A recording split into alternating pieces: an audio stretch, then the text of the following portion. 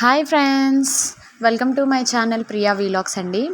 ఈరోజు వచ్చేసి మా బాబుకి నేను అన్నం తినిపించడానికి చూడండి ఎన్ని తిప్పలు పడాల్సి వస్తుందో.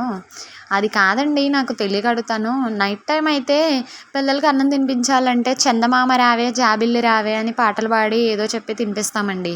కానీ ఈ జనరేషన్ పిల్లలు షార్ప్ మైండ్ అయిపోయింది.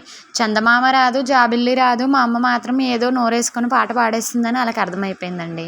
అయితే పోనీలే మధ్యాహ్నమైనా కుదురుగా తింటారేమో అని చెప్పేసి మధ్యాహ్నమైనా పెట్టడానికి ట్రై చేస్తే మా అబ్బాయి ఏమో కింద దొరికిన వస్తువులు మాత్రమే నాకు బలాన్ని ఇస్తాయి అన్నట్లుగా దాన్ని మాత్రమే బిగించి బలంగా పట్టుకున్నాడండి.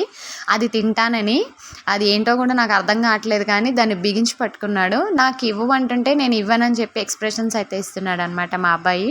మధ్యలో తుమ్మొస్తుంది, దాన్ని ఆపేసుకున్నాడండి మా బాబు.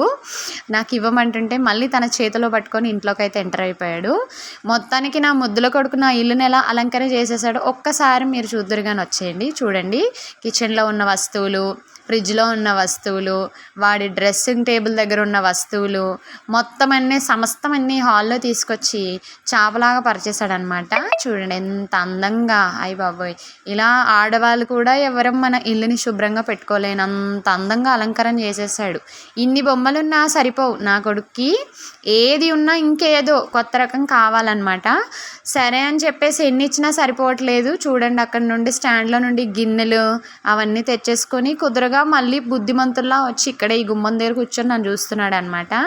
అయితే మొత్తానికి నన్ను నా ఫోన్ని చూస్తూ ఉన్నాడు. సరే ఇంకొద్దిగా అన్నం తిను బాబు అని చెప్పేసి దగ్గరికి అయితే వెళ్ళానండి. వద్దంట, చూడండి వాడి బొజ్జ నిండిపోయింది. వద్దని చెప్పేసి తల అయితే ఊపేస్తున్నాడు అనమాట. ఆ కింద ఏదో ఉందండి, అది నాకు కూడా కనిపించట్లేదు. వీడు పెద్ద సైంటిస్ట్ లాగా అక్కడ ఏముందో దాన్ని చూడండి ఒక్కసారి ఎలా చూస్తున్నాడో వాడైతే. సరే ఇలా చూడరా బాబు, హాయ్ చెప్పంటే నేను చెప్పనా, ఫోన్ ఇచ్చే నాకని చెప్పేసి ఫోన్ అయితే అడుగుతున్నాడండి. నేనైతే హాయ్ చెప్పనని తల ఊపుతున్నాడు అనమాట. మొత్తానికి క్యూట్ క్యూట్ ఎక్స్ప్రెషన్స్తో మా అబ్బాయి చాలా సరదాగా చేస్తూ ఉంటాడు నన్ను. డైలీ నన్ను ఎంటర్టైన్మెంట్ చేస్తుంటాడు మా అబ్బాయి. అస్సలు ఏడవడు, ఏడిపించడు, అలాని ఎక్కువగా కూడా నన్ను సతాయించడండి. తనకు ఆడుకునే బొమ్మలు ఉంటే చాలు, ఆడించే వ్యక్తులు ఉంటే చాలన్నమాట. కానీ మనకి ఎక్కడ కుదురుతుందండి. ఇంట్లో నుండి హస్బెండ్ ఒక్కసారి డ్యూటీకి వెళ్ళాడా, మళ్ళీ లంచ్ టైం వరకు లంచ్ ప్రిపేర్ చేయాలి, పిల్లల్ని చూసుకోవాలి, చక్కబెట్టాలి, మళ్ళీ మనల్ని మనం సరిపెట్టుకోవాలి, ఇన్ని పనులు ఉంటాయి. ఈ గ్యాప్లో వీడిని ఆడించడానికి నాకు అస్సలు టైం సరిపోదండి. సో వీడికైతే అమ్మంటే కోపం, నాన్న అంటే ప్రేమ.